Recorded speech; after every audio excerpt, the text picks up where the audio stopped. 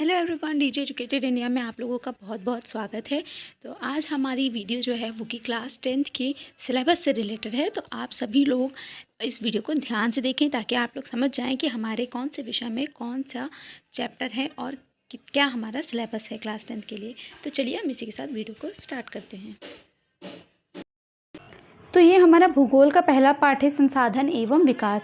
दूसरे में है वन एवं वन्यजीव संसाधन। तीसरा है जल संसाधन। चौथा कृषि। पांचवा खनिज तथा ऊर्जा संसाधन। छठा है आपका विनिर्माण उद्योग और सातवां है आपका राष्ट्रीय अर्थव्यवस्था की जीवन रेखाएं। तो ये आपके भूगोल का पूरा सिलेबस है। इसमें आपको 7 चैप्टर पढ़ने हैं। अब हम अलग भूगोल के अलावा अतिरिक्त विषयों को भी देख लेते हैं जो कि हमारे सामाजिक विज्ञान से ही संबंधित हैं। दूसरा हमारा इसी में एक सेक्शन है आर्थिक विकास की समझ का। ठीक है, तो इसमें क्या है, हमारे इसमें भी कुछ चैप्टर्स आपको पढ़ने होंगे। हो सकता है आपके स्कूल्स में दूसरी बुक चलती हो, लेकिन इसका मतलब ये नहीं है कि आपका सिलेबस चेंज हो जाएगा। सिलेबस सारा क्लास 10th का सेम रहता है। हाँ, ये हो सकता है कि बुक्स दूसरी चलती है। तो अगर आपके स्कूल में कुछ अलग बुक चलती है और अगर उसमें कुछ अलग चीज़ दे रखी है तो आप मुझे कमेंट में ज़रूर बताइएगा ताकि मैं वो भी आपको पढ़ा सकूँ। तो इसमें आपका पहला चैप्टर जो है वो है विकास को लेकर के, यानी डेवलपमेंट के बारे में बात की जाएगी। दूसरा चैप्टर है आपका भारतीय अर्थव्यवस्था के क्षेत्रक। तीसरा है मुद्रा और साख। चौथा है आपका वैश्वीकरण और भारतीय अर्थव्यवस्था। और पांचवा हमारा चैप्टर है यहाँ पर उपभोक्ता अधिकार, यानी कि एक उपभोक्ता होने के नाते क्या क्या अधिकार हैं आपके पास और आपको क्या क्या अपना कर्तव्य भी निभाना चाहिए, उनसे संबंधित यहाँ पर चीज़ें दे रखी। तो आपको इसमें मिलाकर आपके कुल अर्थव्यवस्था में 5 चैप्टर हैं। भूगोल में 7, अर्थव्यवस्था में 5। आगे और भी देख लेते हैं। तो हिस्ट्री का सिलेबस, क्लास 10th हिस्ट्री का सिलेबस, भारत और समकालीन विश्व 2, कक्षा 10 के लिए इतिहास की पाठ्य पुस्तक। इसमें आपके कौन कौन से चैप्टर्स हैं उनकी बात कर लेते हैं हम। इतिहास में आपको इस बार क्या क्या पढ़ना है, ये देखिए। इसमें एक खंड है जो कि है घटनाओं और प्रक्रियाओं से संबंधित, घटनाएं और प्रक्रियाएं, जिसमें आपको पढ़ाया जाएगा यूरोप में राष्ट्रवाद का उदय और भारत में राष्ट्रवाद। दूसरा खंड 2 में आपके लिए है जीविका, अर्थव्यवस्था एवं समाज, जिसमें भूमंडलीयकृत विश्व का बनना और औद्योगिकीकरण का युग बताया गया है।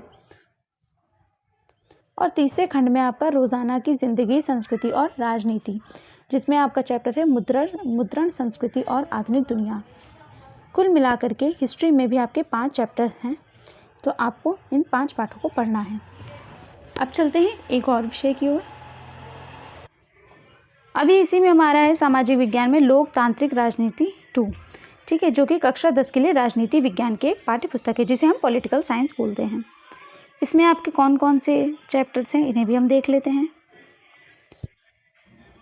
देखिए, पढ़ना आपके लिए बहुत ज़रूरी चीज़ है। अगर आपको पढ़ाई कभी बोझ लग रही हो तो आप 2 मिनट उस बात पर विचार कीजिए कि आपके माता पिता कितनी मेहनत करते हैं आपको पढ़ाने के लिए और क्यों कर रहे हैं। वो क्यों चाहते हैं कि आप पढ़ लें?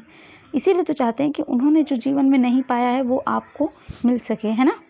तो चलिए इसमें देखते हैं। पहला चैप्टर आपका है सत्ता की साझेदारी। दूसरा है आपका संघवाद। तीसरा है आपका जाति, धर्म और लैंगिक मसले। इकाई 3 के साथ अध्याय 4 है यहाँ पर राजनीतिक दल के बारे में, जिसे बोलते हैं पॉलिटिकल पार्टीज। और चौथी इकाई में आपका 5वां पाठ है जिसका है लोकतंत्र के परिणाम, यानी लोकतंत्र से परिणाम क्या मिलते हैं, लोकतंत्र क्या होता है। इस पर हम पहले बात कर चुके हैं फिलहाल। लेकिन लोकतंत्र वो होता है जिसमें लोगों का शासन चलता है। राजतंत्र होता है जिसमें राजा का शासन चलता है, और लोकतंत्र वो होता है जिसमें लोगों द्वारा शासन चलाया जाता है। मतलब कि हम लोग चुनते हैं कि किसको नेता बनाया जाए जो कि देश का काम करेगा। उसमें कोई वंशागत नहीं होता है। जैसे कि हम चुनाव कर देते हैं, वोट देते भी, इलेक्शन का टाइम आने वाला है तो हमें पता है कि क्या हो रहा है आजकल ना। हम लोग वोट देंगे, फिर उसके बाद में हम सेलेक्ट करेंगे कि कौन हमारे देश का प्रधानमंत्री बनेगा। तो ये हम पे निर्भर करता है। तो यही लोकतंत्र कि क्या क्या परिणाम होंगे वो इस पार्ट में आपको पढ़ाया जाएगा। तो इसमें भी आपके सिर्फ 5 चैप्टर्स हैं। तो इसी के साथ हमारा सोशल स्टडी का पूरा सिलेबस यहाँ पर मैंने आपको बता दिया है कि कितने चैप्टर्स आपको पढ़ने हैं। हालांकि देखने में काफ़ी बड़ा लग रहा होगा, लेकिन इतना भी बड़ा नहीं है। आप अगर सही से पढ़ते हैं और आप रोज़ क्लास करते हैं तो आपको बहुत ही कम समय में और अच्छे से समझ में आ जाएगा। आपको बहुत ज़्यादा रटने की आवश्यकता नहीं है। रटने से ज़्यादा आपको समझने पर ध्यान देने की ज़रूरत है। अगर आप चीज़ों को अच्छे से समझ लेंगे तो आपको रटने की ज़रूरत नहीं पड़ेगी। तो इसके साथ हमने और भी सब्जेक्ट्स के वीडियोस बना के डाले हैं विषय सूची को लेकर के कि कौन से चैप्टर में, कौन से सब्जेक्ट में कितने चैप्टर्स हैं।